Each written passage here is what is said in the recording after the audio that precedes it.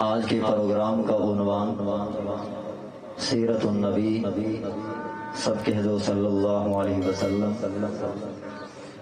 دوسرے نمبر پر مقام صحابہ، تیسرے نمبر پر اہل بیت۔ یہ بڑا طویل عنوان ہے، اس کے لیے وقت بھی درکار ہے اور شاہ سوار بھی درکار ہے۔ میں ابتدائی عنوان پر گفتگو کروں گا۔ ہم اہل حق ہیں، الحمدللہ۔ ہم رسمی بیان نہیں کرتے، ہم رسمی گفتگو نہیں کرتے۔ وقت کے پاس کرنے کے لیے، اپنے خطابت کے جوہر دکھانے کے لیے ہم بیان نہیں کرتے، بلکہ ہم خود بھی اس چیز کے محتاج ہیں اور پوری امت مسلمہ نبی کریم صلی اللہ علیہ وسلم کی سیرت کی محتاج ہے۔ آپ توجہ سے سماعت کرتے چلے جائیں۔ پہلا عنوان ہے سیرت النبی۔ اب سیرت کسے کہتے ہیں؟ سیرت کا معنی کیا ہے؟ سیرت کا معنی طریقہ ہے، سیرت کا معنی کردار ہے۔ اب لفظ ہے سیرت النبی، نبی کی سیرت، یعنی نبی کا کردار کیا ہے، نبی کا طریقہ کیا ہے۔ اب لفظ نبی بولا، عنوان پر سیرت النبی ہے، تو یہاں پر ایک بات سمجھنے والی ہے۔ جب نبی کا لفظ بولا جائے، ہر مومن کا ذہن اپنے نبی کی طرف بڑھتا ہے۔ حالانکہ نبی تو 1,24,000 ایک حدیث کے مطابق، دوسری حدیث کے مطابق 2,24,000 یہ دونوں حدیث پاک موجود ہیں، لیکن ان حدیثوں کے تحت مفسرین اور محدثین نے فیصلہ نہیں فرمایا، اس لیے 1,24,000 انبیاء کم و بیش، 2,24,000 کم و بیش انبیاء ہے۔ کم و بیش کا لفظ اس لیے بولا جاتا ہے ان حدیث کے تحت محدثین مفسرین نے فیصلہ نہیں فرمایا۔ سب سے پہلی بات، سب سے پہلے نبی کون ہے؟ ہم نے جو عنوان رکھا سیرت النبی، تو سب سے پہلے نبی کون ہے؟ ذہن میں رکھنا، انبیاء میں سب سے پہلے نبی حضرت آدم علیہ السلام ہیں۔ اور میں اس بیان کے ساتھ اہل سنت والجماعت کے عقائد کا بھی ترجمانی کروں گا، اس لیے کہ عقیدہ بتایا جاتا ہے، عقیدہ چھپایا نہیں جاتا۔ جو عقیدہ چھپاتا ہے وہ اہل سنت نہیں ہوتا، جو عقیدہ چھپاتا ہے وہ رافضیت تو ہو سکتی ہے، وہ قادیانی تو ہو سکتا ہے، وہ مماتیت تو ہو سکتی ہے۔ اہل سنت والجماعت کے لوگ عقیدہ بتایا کرتے ہیں، عقیدے کی نشاندہی کیا کرتے ہیں، اس لیے کہ اللہ قرآن میں فرماتے ہیں یا ایھا الرسول بلغ ما انزل الیک۔ عقیدہ بتایا جاتا ہے، قرآن سنایا جاتا ہے، نبی کی سنت بتائی جاتی ہے۔ جو چھپاتے ہیں وہ اہل سنت والے نہیں ہوا۔ تو نبی کی پہلی بات، پہلے نبی حضرت آدم علیہ السلام ہیں۔ اب میں نے انبیاء کی تعداد کم و بیش بتا دی۔ اگلی بات، سب سے پہلے رسول کون ہے؟ اس لیے کہ رسولوں میں اعلیٰ رسول وہ تیرا نبی، وہ میرا نبی، سب سے اعلیٰ نبی وہ تیرا نبی، وہ میرا نبی۔ پہلا نبی حضرت آدم علیہ السلام ہے، پہلے رسول حضرت نوح علیہ السلام ہے۔ میں اہل سنت کے عقیدے کی ترجمانی کرتے ہوئے لوگوں میں افضل انبیاء ہیں، پھر انبیاء میں افضل رسول ہیں، پھر رسولوں میں افضل 5 رسول ہیں۔ سب سے پہلے حضرت نوح علیہ السلام یہ رسولوں میں اعلیٰ رسول ہیں۔ اس کے بعد ابراہیم علیہ السلام رسولوں میں اعلیٰ رسول ہیں۔ اس کے بعد موسیٰ علیہ السلام رسولوں میں اعلیٰ رسول ہیں۔ اس کے بعد عیسیٰ علیہ السلام رسولوں میں اعلیٰ رسول ہیں۔ اس کے بعد امام الانبیاء جو سارے رسولوں کا رسول ہے، جو سارے نبیوں کا نبی ہے، جو سارے رسولوں کا امام ہے، جو سارے نبیوں کا امام ہے، وہ تیرا نبی ہے، وہ میرا نبی ہے، وہ سب کا نبی ہے، وہ اعلیٰ نبی ہے، وہ عرفہ نبی ہے۔ جو رسولوں میں 5ویں نمبر پر امام الانبیاء ہے، امام الرسول ہے، خاتم الانبیاء ہے، جو سارے رسولوں سے اعلیٰ، جو سارے نبیوں سے اعلیٰ، یہ 5 رسولوں میں سب سے اعلیٰ۔ یہ ترغیب اہل سنت والجماعت کے عقیدے کے مطابق ہے۔ اس کے بعد انبیاء اور رسولوں پر کس شخص کا ایمان معتبر ہے؟ جو بندہ یہ کہے میں خدا کو مانتا ہوں لیکن اگر وہ کسی نبی کو نہیں مانتا، اسلام اس کا ایمان قبول نہیں کرتا۔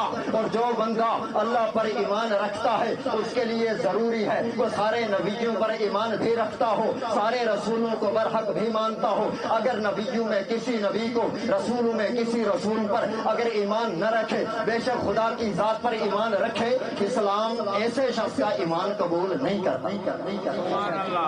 دوسرے نمبر پر ہر نبی اور ہر رسول صادق امین ہوتا ہے۔ توجہ رکھنا، علماء سے سنا ہے ہر نبی صادق ہوتا ہے، ہر نبی امین ہوتا ہے، ہر رسول صادق ہوتا ہے، ہر رسول امین ہوتا ہے۔ یعنی نبی کبھی جھوٹ نہیں بولتا، رسول کبھی جھوٹ نہیں بولتا، نبی کبھی خیانت دار نہیں ہوتا، رسول کبھی خیانت دار نہیں ہوتا۔ تو پھر امت کو سبق کیا ملا؟ جب تیرا نبی جھوٹ نہیں بولتا تیری زندگی میں جھوٹ کیوں ہے؟ جب تیرا رسول جھوٹ نہیں بولتا تیری زندگی میں جھوٹ کیوں ہے؟ جب تیرا نبی جھوٹ نہیں بولے، تیرا رسول جھوٹ نہ بولے، پھر تیری زندگی میں جھوٹ کیوں ہے؟ تیرے زندگی میں جھوٹ، تیری زبان پر کالا دھبا ہے، تیری زندگی کے ماتھے پر کالا نشان ہے۔ اگر تیرا نبی جھوٹ نہیں بولتا، امتی کو جھوٹ سے توبہ کرنی چاہیے۔ اگر تیرا رسول امانت دار ہے تو امتی کو خائن نہیں ہونا چاہیے، اس لیے کہ امانت دار بھی مومن ہوتا ہے، سچ بولنے والا بھی مومن ہوتا ہے۔ جو سچ سے دور ہے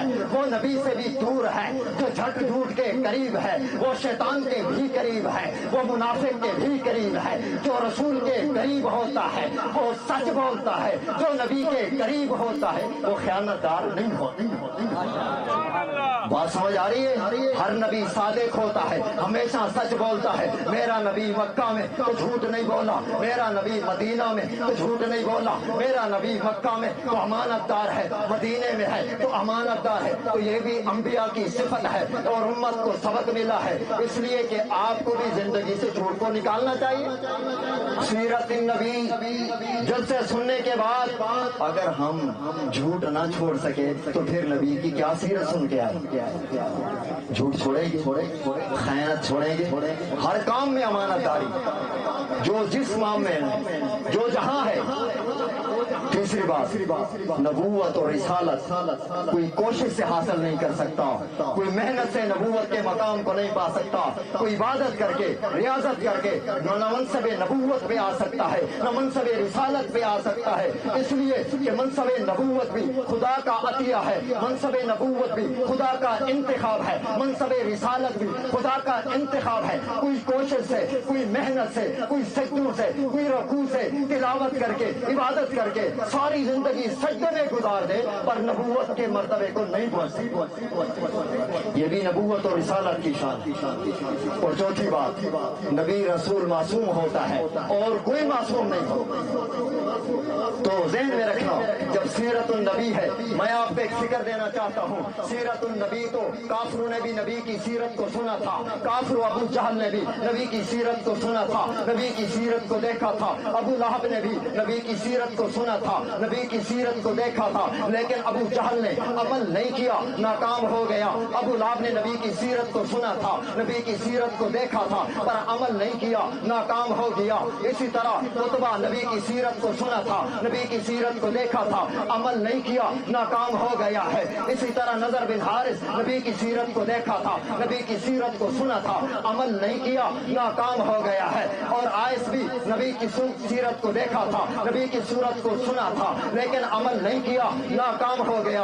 ابو جہل نے سنا بھی ہے، دیکھا بھی ہے۔ میں بطور مثال ایک بات پیش کرتا ہوں، ابو جہل نے جب آپ کے میرے نبی کا سیرت کا چرچا عرب کی دھرتی پہ ہوا، عرب کی سرزمین پر ہوا، ہر بچے کے منہ پر نبی کی سیرت کا تذکرہ، نبی کے کردار کا تذکرہ، ہر نوجوان کی زبان پر سیرت کا تذکرہ، سورت کا تذکرہ، تعریف کا تذکرہ، ایمان کا تذکرہ، صداقت کا تذکرہ، ہر مومن مرد کے اوپر، ہر عورت کی زبان پر جب میرے نبی کی سیرت کا تذکرہ تھا، ابو جہل نے قریش مکہ کے سامنے، آخری بات، قریش مکہ کے سامنے ایک بات رکھی کہ ہم اللہ کے نبی کو جس کی سیرت کے تذکرے ہو رہے ہیں، اس کو قتل کرنا چاہتے ہیں.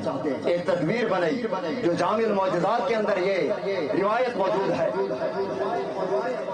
انہوں نے ابو جہل نے اپنے گھر کے سامنے ایک کنواں کھودنے کے بعد اس نے کہا قریش مکہ کو میں بیمار بن کر سو جاؤں گا اور اللہ کے نبی کو بلا کے لانا کہ ابو جہل بیمار ہے. اور کنواں کھودنے کے بعد اس کے اوپر گھاس ڈالی گئی, اس کے اوپر مٹی ڈالی گئی. نعوذ باللہ من ذالک. یہ وہ ابو جہل ہے جس نے مکہ میں 13 سال نبی کی سیرت کو سنتا رہا, نبی کی صورت کو دیکھتا رہا, نبی کے کردار کو دیکھتا رہا, نبی کی صداقت کو دیکھا, نبی کی امانت کو دیکھا. آج عمل نہیں کیا تو دیکھو کیسے ناکام ہوا. آپ کے میرے لیے بھی سبق ہے. سیرت سننا تو کافروں نے بھی سنی ہے, عمل مومن کرتا ہے. مومن نبی کی سیرت کو سنتا بھی ہے, عمل بھی کرتا ہے, اور جو سن کر چھوڑ دے اسے کافر ہی کہتے ہیں. مسلمان کا کام نہیں ہے. اب ابو جہل نے یہ تدبیر بنائی. توجہ رکھنا, اللہ کے نبی آ رہے تھے, یہ کنواں کھودا گیا, اوپر مٹی ڈالی گئی, گھاس ڈالا گیا. اللہ کے نبی آ رہے ہیں. جبرائیل علیہ السلام آئے, اللہ کے نبی سے فرمایا ابو جہل نے آپ کے لیے کنواں کھودا ہے, آپ اس کے گھر تشریف نہ لے جائیں. اللہ کے نبی واپس آ رہے تھے. ابو جہل جلدی سے اٹھا. وہ تو ایسے بیمار تو نہیں تھا, ویسے اپنے آپ کو بیمار بنا کر وہ سویا ہوا تھا. ابو جہل نے بہانہ بنایا ہوا تھا کہ اللہ کے نبی آئیں گے, میرے در پر جو کنواں یہ جیسے گریں گے ہم اوپر سے بند کر دیں گے, اللہ کے نبی کو شہید کر دیں گے. لیکن اسے نہیں پتا اسے نبی کس نے بنایا ہے. اسے نبی خدا نے بنایا ہے. جس کو نبی خدا بنے اس کی حفاظت بھی خدا کرتا ہے. جسے رسول خدا بنے اس کی حفاظت بھی خدا کرتا ہے. اور جسے قادیانی نبی بنے اس کی خدا حفاظت کرتا نہیں ہے. جسے قادیانی رسول بنے اس کی خدا حفاظت کرتا نہیں ہے. ابو جہل اپنی چارپائی سے اٹھا, جیسے بھاگا کنویں میں خود ہی گر گیا. اب کنویں کے اندر گر گیا. مکہ قریش مکہ سارے اکٹھے ہوئے. ابو جہل کو نکالنے کی کوشش کی, آخری بات نکالنے کی کوشش کی. ابو جہل کو اس کنویں سے نہ نکال سکے. ابو جہل نے کہا, بڑی کوشش کرنے کے بعد ابو جہل کو کنویں سے نہیں نکال سکے. ابو جہل نے اس کنویں کے اندر کھڑے ہو کر کہا قریش مکہ مجھے پتا ہے میں نے یہ تدبیر امام الانبیاء کے لیے کی تھی, رب نے مجھے گرا دیا ہے. آج مجھے بھی اس کنویں سے محمد کے علاوہ کوئی نہیں نکال سکتا صلی اللہ علیہ وسلم. اللہ کے نبی تشریف لے آئے. توجہ رکھنا, اللہ کے نبی تشریف لے آئے. ابو جہل کنویں کے اندر کھڑا ہے, اوپر رہتے اللہ کے نبی کو آپ کے علاوہ مجھے کوئی نہیں نکال سکتا. تو حضرت نے فرمایا امام الانبیاء نے آپ تو رسالت پر ایمان رکھیں گے؟ انہوں نے کہا ہاں میں ایمان لاؤں گا. یاد رکھنا جب کافر مجبور ہو کر کسی کے دروازے پہ آ جائے, اللہ کے نبی کے اس عمل سے امت کو قیامت تک کے لیے سبق ملا ہے. جب کافر تیرے دروازے پہ آئے, جب کافر مجبور ہو کر تمہارے مدرسے کا دروازہ کھٹکھٹائے, تمہارے مسجد تمہارے محلے میں آئے اور اگر تمہارے پاس بیٹھ جائے, اگر وہ کافر ہو سب سے پہلے اسے ایمان کی دعوت دینی چاہیے. اگر تو اس سے انکار نہیں کر سکتا, اگر تو اسے واپس نہیں لٹا سکتا, اللہ کے نبی نے ابو جہل سے کہا اگر تو ایمان لاتا ہے تو میں تجھے کنویں سے نکالتا ہوں. اس نے کہا میں ایمان لاؤں گا, توحید پر بھی رسالت پر بھی مجھے کنویں سے نکالے. اللہ کے نبی نے ابو جہل کو بیر نکالا تو ایمان جو کل تک سیرت کے تذکرے سنتا رہا آج نبی کی سیرت سے انکار کیا. ابو جہل ناکام ہو گیا. مسلمانوں سیرت کے جلسے رسمی نہیں ہوا کرتے, آپ کے میرے دل پہ دستک دیا کرتے ہیں. اگر آپ اور میں نبی کے امتی ہیں, وقت نہیں تھا میں تفصیل سے باتیں کرتا اور بڑی عام نکات پر باتیں کرتا. یہ امتی نبی کے, اور جب بھی سیرت نبی کا عنوان ہے مومن کا ذہن اپنے نبی کی طرف کیوں بڑھتا ہے؟ اس لیے کہ مومن کو نبی کے آنے کے بعد یہ اعزاز ملا ہے. اللہ کے نبی جب دنیا میں آئے پہلی امتوں پر جو زکات فرض تھی وہ 4واں حصہ تھا, اس امت پر 40واں حصہ ہے. یہ امت کا اعزاز ہے. پہلی امتوں پر اور نماز مسجد میں فرض تھی, یہ اس امت کا اعزاز ہے. ان کی نماز زمین کے ہر حصے پہ ہوتی ہے. اور پہلی امتوں پر اسی طرح वुजू जरूरी था। इस उम्मत को अल्लाह ने ये साथ दिया है, ये तयम्मुम से नमाज पढ़ सकते हैं। पहली उम्मतों को ये था, अगर कोई गुनाह करता घर में के दरवाजे पर उसका गुनाह लिख दिया जाता। नबी के आने से उम्मत को इजाज़त मिला है, हम जो भी गुनाह करें अब हमारे गुनाहों पर पर्दा डाल दे। अल्लाह ताला हम सबको सीरत नबी सुनने के बाद अल्लाह ताला सबसे पहले मुझे और आपको और हर मुसलमान को सीरत पर चलने की तौफीक अता फरमाए। अगर हम सीरत को सुनते रहे, माँ सुनने पर इक्तिफा किया और माँ तस्करों पर इक्तिफा किया, अगर हम अमल पर न उतरे तो फिर आपके सामने अबू जहल का किरदार भी है, आपके सामने अबू लहब भी है, आपके सामने उतबा भी है, आपके सामने काफिर भी है, मुनाफिक भी है। मेरी नबी की सारी जिंदगी को देखा, अमल नहीं किया तो नाकाम हो गए। हम अमल करेंगे तो आपकी मेरी कामयाबी है। अल्लाह हम सबको नबी की हर सुन्नत पर चलने की तौफीक अता फरमाए। व आखिर दावाना अल्हम्दुलिल्लाहि रब्बिल आलमीन।